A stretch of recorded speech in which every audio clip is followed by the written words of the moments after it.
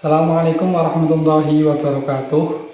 Bismillahirrahmanirrahim. Alhamdulillahirabbil alamin. Wa bihi nasta'inu ala umuri dunya waddin. Wassalatu wassalamu ala asyrofil anbiya'i wal mursalin sayyidina wa maulana Muhammadin amma ba'du. Yang saya hormati Ibu Inayatul Farihah MPDI selaku pengampu mata kuliah ilmu pendidikan serta teman-teman yang saya banggakan.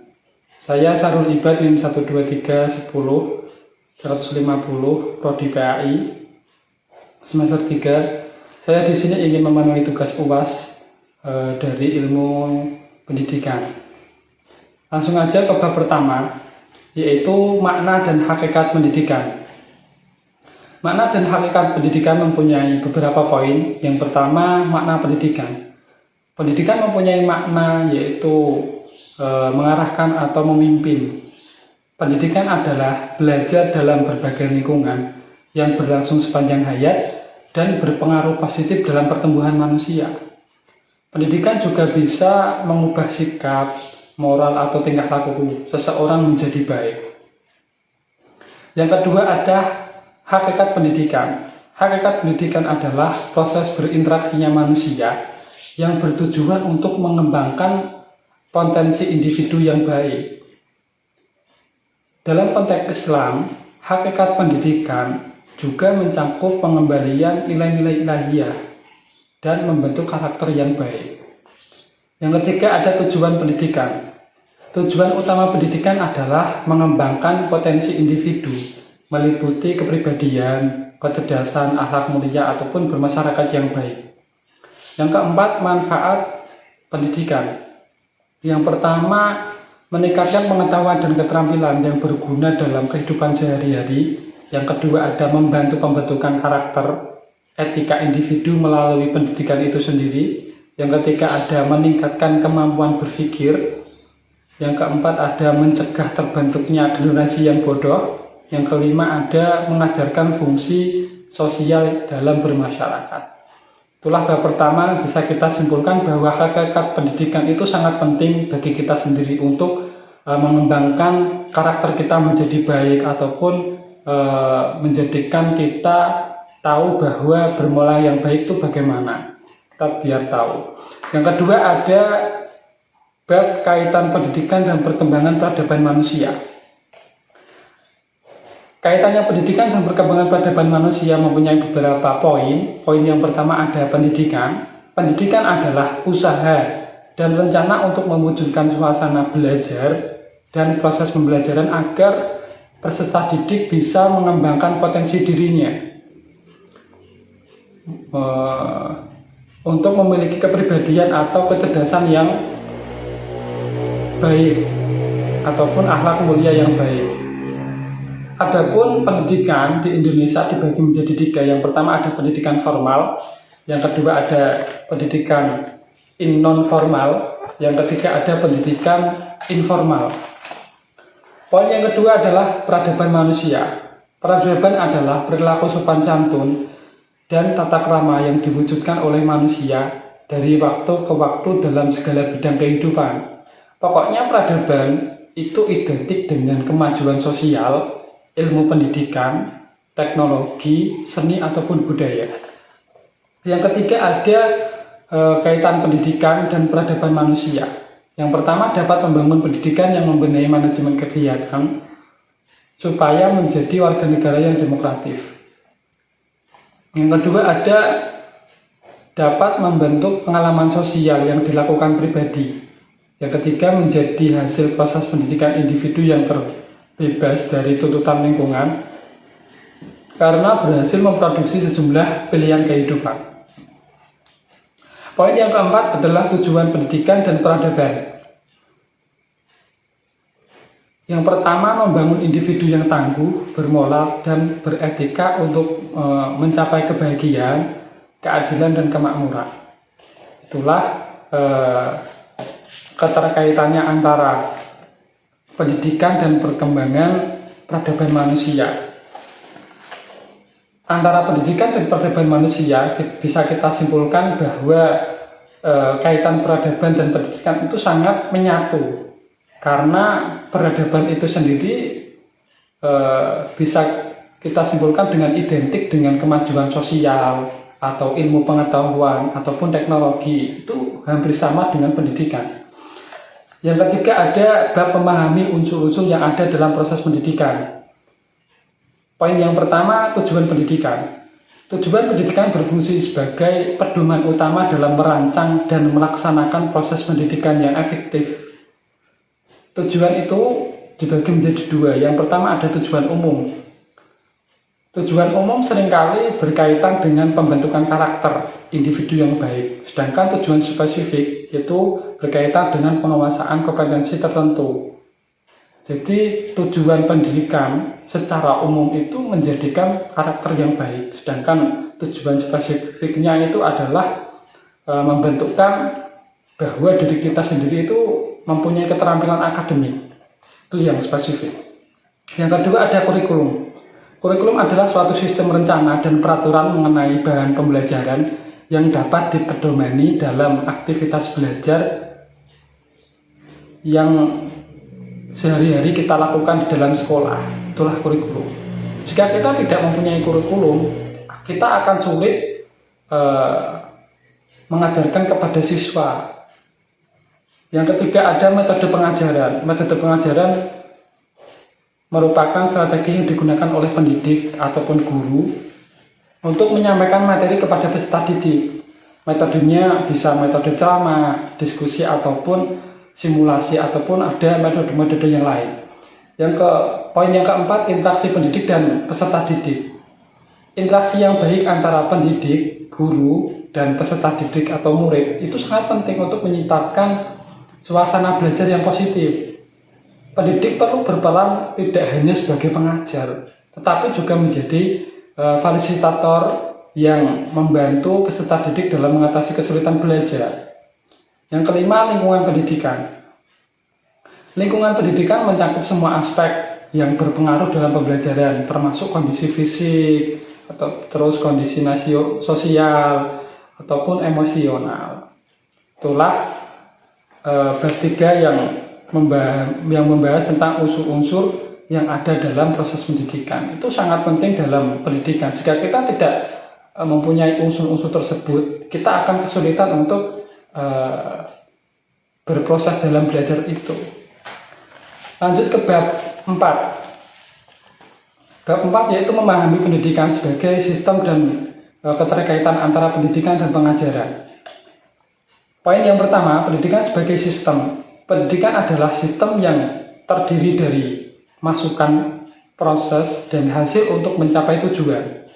Yang kedua ada keterkaitan pendidikan dan pengajaran. Pendidik dan pengajar mempunyai keterkaitan erat dalam proses pendidikan. Pendidik bertugas membimbing atau membentuk karakter dalam mengembangkan potensi siswa secara menyeluruh. Namun, pengajar lebih fokus ke cara siswa untuk menerima ilmu yang mudah. Mesti ada perbedaan antara pendidik dan pengajar, namun pengajar dan pendidik harus ada keterkaitan. Harus ada saling melengkapi. Biar apa?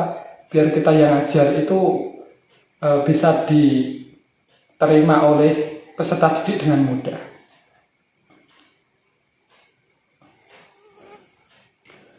Itulah bab 4, yaitu memahami pendidikan sebagai sistem dan keterkaitan antara pendidikan dan pengajaran mempunyai 2 poin. Yang pertama tadi pendidikan sebagai sistem, yang kedua keterkaitan pendidikan dan pengajaran. Lanjut ke bab 5, yaitu landasan pendidikan dan penerapannya. Poin yang pertama, landasan pendidikan. Landasan pendidikan adalah dasar yang digunakan dalam dunia pendidikan untuk melakukan analisis terhadap kebijakan dan praktek-praktek pendidikan. Yang kedua ada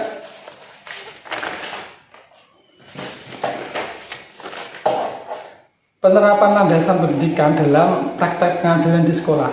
Setiap landasan pendidikan memiliki implementasi langsung dalam praktek pengajaran sehari-hari. Poin selanjutnya yaitu yang ketiga, tantangan dan solusi dalam mengimplementasi landasan pendidikan. Penerapan landasan pendidikan tidak selalu berjalan mulus dan menghadapi berbagai tantangan. Misalnya, kurangnya pemahaman filosofis. Tidak semua pendidik, tidak semua guru itu memahami konsep filosofis yang mendasari kurikulum. Misal ada beberapa guru yang tidak memahami dengan kurikulum, misal kurikulum merdeka, sehingga penerapannya itu tidak maksimal, pengajarannya itu tidak maksimal. Solusinya bagaimana? Pelatihan dan workshop bagi guru yang untuk mendalami atau memahami aspek filosofis pendidikan. Jadi guru juga harus belajar dalam memahami kurikulum biar peserta didik bisa menerima dengan mudah. Lanjut ke bab 6, yaitu asas-asas pokok pendidikan dan penerapannya. Poin yang pertama, asas pendidikan. Asas pendidikan merupakan suatu kebenaran yang menjadi dasar ataupun tumpuan berpikir baik dalam tahapan perencanaan maupun pelaksanaan pendidikan. Yang kedua, ada asas pokok penelitian. Setidaknya ada 3 asas pokok yang harus dipertimbangkan dalam penyelenggaraan pendidikan di Indonesia. Yang pertama ada asas Tuturi Handayani, ada asas pendidikan seumur hidup, ada asas kemandirian dalam belajar. Asas Tuturi Handayani itu mempunyai arti di depan kita memberikan contoh, di tengah kita membangun motivasi, di belakang memberikan dorongan semangat. Itu asas di Indonesia Tuturi Handayani yang memiliki arti begitu bagus. Di depan kita memberikan contoh, di tengah kita membangun motivasi yang baik, di belakang kita memberikan dorongan semangat. Bagaimana biar pendidikan itu bisa menjadikan tolak ukur potensi kita. Yang kedua ada asas pendidikan seumur hidup. Prinsip dari pendidikan seumur hidup ini adalah setiap tempat itu menjadikan sekolah dan setiap orang itu menjadikan guru. Yang ketiga ada asas kemandirian dalam belajar. Siswa dituntut untuk memiliki keaktifan dan inisiatif sendiri dalam belajar ataupun bersikap.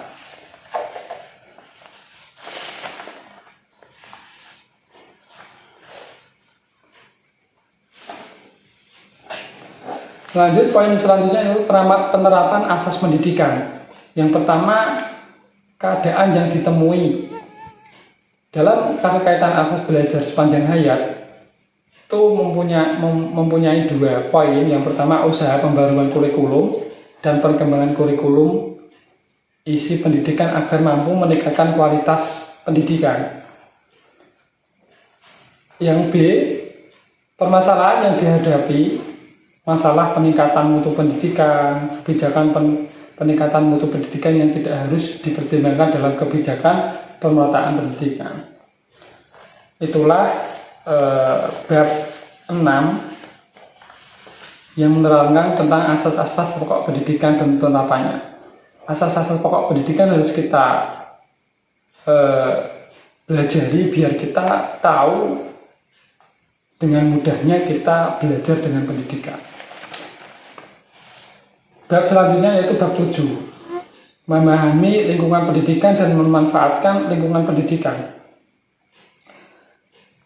Poin yang pertama, lingkungan pendidikan. Lingkungan pendidikan adalah segala sesuatu yang ada di sekitar manusia, baik berupa benda mati, makhluk hidup, ataupun peristiwa-peristiwa yang terjadi di masyarakat, yang memberikan pengaruh kuat kepada individu.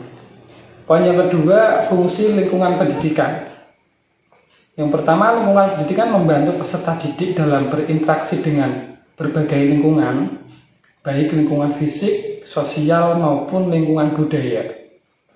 Ragam bentuk lingkungan pendidikan. Ragam bentuk lingkungan pendidikan dibagi 3, yaitu ada lingkungan keluarga, ada lingkungan sekolah, ada lingkungan pendidikan masyarakat. Poin yang keempat, pemanfaatan lingkungan pendidikan. Yang pertama, lingkungan sekolah dimanfaatkan sebagai laboratorium pembelajaran. Maksudnya menjadikan fasilitas untuk mendukung pembelajaran siswa. Yang kedua, ada lingkungan sosial sebagai media pembelajaran. Misalnya pasar bisa dimanfaatkan untuk mempelajari ilmu sosial. Yang ketiga, ada ilmu alam, bisa kita manfaatkan untuk belajar mempelajari sains. Selanjutnya di bab ke-8, yaitu pendidikan sepanjang hayat. Pendidikan sepanjang hayat mempunyai beberapa poin. Yang pertama, pendidikan sepanjang hayat itu seperti apa? Pendidikan yang menyatakan bahwa pendidikan itu berlangsung seumur hidup manusia. Pendidikan tidak berhenti hingga kita dewasa, tidak. Tapi pendidikan itu mulai dari kita lahir sampai kita wafat itu kita diwajibkan untuk belajar. Yang kedua, ada tujuan pendidikan sepanjang hayat.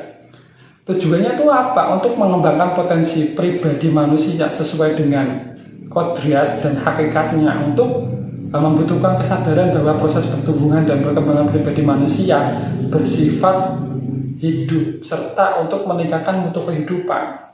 Yang ketiga, ada bentuk dan cara pendidikan sepanjang hayat. Konsep belajar sepanjang hayat sering pula kita katakan sebagai belajar kesinambungan. Maksudnya ada ilmu-ilmu baru yang kita harus hadapi dengan tambahnya tahun itu mulai berkembang. Ilmu-ilmu sangat banyak harus kita ketahui, harus kita belajar sedikit demi sedikit biar kita tidak ketinggalan zaman. Itulah bab 8 pendidikan sepanjang hayat.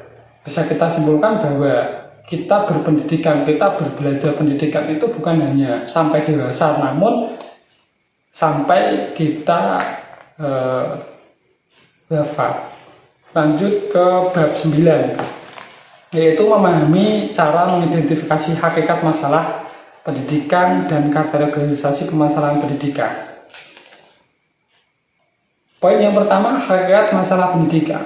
Masalah pada hakikatnya itu ketidaksesuaian antara harapan dan kenyataan, sedangkan pendidikan pada hakikatnya adalah usaha sadar dan terencana untuk mewujudkan suasana belajar dan proses pembelajaran agar siswa aktif mengembangkan potensi dirinya. Yang kedua, kategorisasi permasalahan pendidikan dan cara penanggulangannya. Yang pertama, masalah pemerataan pendidikan. Pemerataan pendidikan adalah persoalan bagaimana sistem pendidikan dapat menyediakan kesempatan yang seluas-luasnya kepada seluruh warga negara untuk memperoleh pendidikan. Yang kedua, ada masalah kualitas pendidikan. Masalah kualitas pendidikan, masalah yang menyangkut banyak peserta didik yang harus ditampung di dalam sistem pendidikan. Karena lembaga pendidikan hanya tersebar di kota-kota besar, namun di daerah terpencil itu sangat sulit untuk mengakses pendidikan. Itulah kualitas pendidikan sangat menurun bagi orang-orang yang tinggalnya di pelosok-pelosok desa atau di pelosok-pelosok tempat. Yang ketiga, ada masalah kualitas pendidikan. Yang pertama, ada rendahnya kualitas sarana fisik, ada rendahnya kualitas guru, ada rendahnya potensi siswa, ataupun masalah biaya pendidikan yang sangat mahal. Itulah memahami cara mengidentifikasi hakikat masalah pendidikan dan kategorisasi permasalahan pendidikan. Selanjutnya bab 10, yaitu memahami faktor-faktor yang mempengaruhi permasalahan pendidikan di dalam masyarakat. Poin yang pertama, yaitu faktor yang menyebabkan permasalahan pendidikan di masyarakat. Permasalahan pendidikan di masyarakat dipengaruhi oleh berbagai faktor yang terkait. Tantangan ini mencakup aspek ekonomi, sosial, budaya, dan kualitas pendidikan. Faktor yang menjadi masalahnya yang pertama ada rendahnya sarana prasarananya. Terus ada menurunnya kualitas pendidikan, ada menurunnya kualitas siswa, ada kurikulum yang tidak relevan, tidak sesuai untuk siswa yang sulit untuk dipahami atau diterima. Yang kelima ada motivasi orang tua. Poin yang kedua yaitu solusi permasalahan rendahnya kualitas pendidikan di masyarakat. Solusinya itu bagaimana? Melakukan pemerataan pendidikan. Yang kedua ada meningkatkan kesejahteraan guru. Yang ketiga ada meningkatkan mutu pendidikan. Yang keempat ada meningkatkan prestasi belajar siswa. Lanjut ke bab 11, yaitu konsep perkembangan peran manusia dan pendidikan dalam pembangunan. Poin yang pertama, konsep pembangunan nasional. Pembangunan adalah proses perubahan terencana untuk meningkatkan berbagai aspek kehidupan yang bermasyarakat, termasuk ekonomi, politik, sosial, dan budaya. Tujuan pembangunan sosial yang pertama, mencapai keadilan dan kemakmuran menurut Pancasila, melindungi bangsa Indonesia, meningkatkan kesejahteraan, dan mencerdaskan kehidupan bangsa. Poin yang kedua, pendidikan dalam pembangunan. Yang pertama, pendidikan adalah sebagai integral dari pembangunan nasional. Yang kedua, fungsi sebagai media untuk mentransfer nilai, ilmu pengetahuan, dan keterampilan dari generasi ke generasi. Yang ketiga, pendidikan formal memiliki peran penting tetapi menghadapi tantangan modernisasi dan teknologi.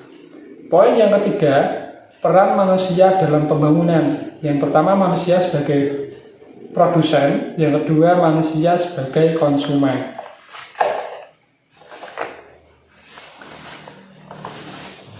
Poin yang keempat, peranan pendidikan dalam pembangunan. Yang pertama, membentuk sumber daya manusia yang berkesempatan untuk meningkatkan produktivitas. Yang kedua, ada pendidikan harus diorganisasi secara formal dan berproses pada pengembangan potensi individu. Lanjut ke bab 12. Pentingnya usaha inovasi pendidikan atau pembaruan inovasi pendidikan. Poin yang pertama, usaha-usaha pembaruan atau inovasi pendidikan. Inovasi pendidikan adalah pembaruan yang bertujuan untuk meningkatkan kualitas pendidikan dan menghasilkan manusia yang unggul. Inovasi ini dilakukan untuk merubah sistem, teknologi, dan metode pengajaran agar relevan dan sesuai kebutuhan yang dibutuhkan oleh guru dan murid. Yang kedua, ada usaha pembaruan pendidikan. Yang pertama, sekolah dibangun. Kedua, pembaruan sistem pendidikan dan tenaga kependidikan. Yang ketiga, ada pengajaran alam di sekitar.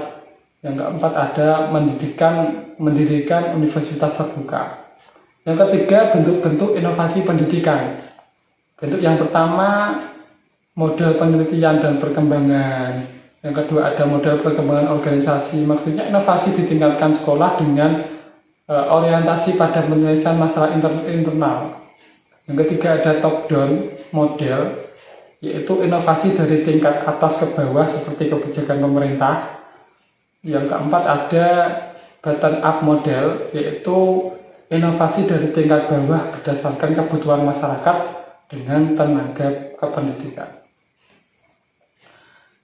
Lanjut ke bab terakhir, yaitu bab 13, memahami cara menganalisis sistem pendidikan nasional. Poin yang pertama, sistem pendidikan nasional adalah sistem pendidikan yang berdiri di atas landasan dan dijiwai oleh filsafat hidup suatu negara, dan tujuannya bersifat mengabdi kepada kepentingan dan cita-cita nasional bangsa. Yang kedua, tujuan dan fungsi pendidikan nasional. Tujuan pendidikan nasional adalah untuk mengembangkan kemampuan dan membentuk watak serta peradaban bangsa yang bermartabat dalam rangka mencerdaskan kehidupan bangsa agar perkembangannya potensi peserta didik menjadi manusia yang beriman, bertakwa, memiliki akhlak yang mulia, berilmu, berkreatif, dan lain-lain. Fungsi pendidikan nasional adalah alat membangun pribadi, pengembangan warga negara, membentuk kebudayaan, dan membangun bangsa Indonesia. Yang ketiga, visi misi sistem pendidikan nasional. Visinya adalah terwujudnya sistem pendidikan nasional sebagai peranata sosial yang kuat dan berwibawa untuk memberdayakan semua warga negara Indonesia berkembang menjadi manusia yang berkualitas. Untuk misinya, yang pertama, mengupayakan perluasan dan pemerataan kesempatan memperoleh pendidikan yang bermutu bagi seluruh rakyat Indonesia. Misi yang kedua, meningkatkan kualitas proses pendidikan untuk meningkatkan pembentukan kepribadian yang bermoral. Yang poin yang terakhir yaitu jenjang, jenis, dan jalur pendidikan nasional. Yang pertama, jenjang program pendidikan nasional, yaitu SD, MI, SMP, MTS, MA, SMK, atau SMA. Itulah jenjang-jenjang dalam pendidikan nasional ataupun dalam perguruan tinggi. Yang kedua, ada jenis-jenis pendidikan nasional seperti pendidikan umum, ada pendidikan keagamaan, ada pendidikan akademik, ada pendidikan kejurusan, ataupun ada pendidikan-pendidikan yang lain. Yang terakhir ada jalur pendidikan nasional. Yang pertama ada jalur pendidikan formal. Jalur tersebut edukasi yang berjenjang dan berstruktur. Yang kedua ada pendidikan non formal, yaitu jalurnya bukan formal. Itu saja yang saya sampaikan, kurang lebihnya mohon maaf. Billahi taufiq wal hidayah, waridho wal inayah. Assalamualaikum warahmatullahi wabarakatuh.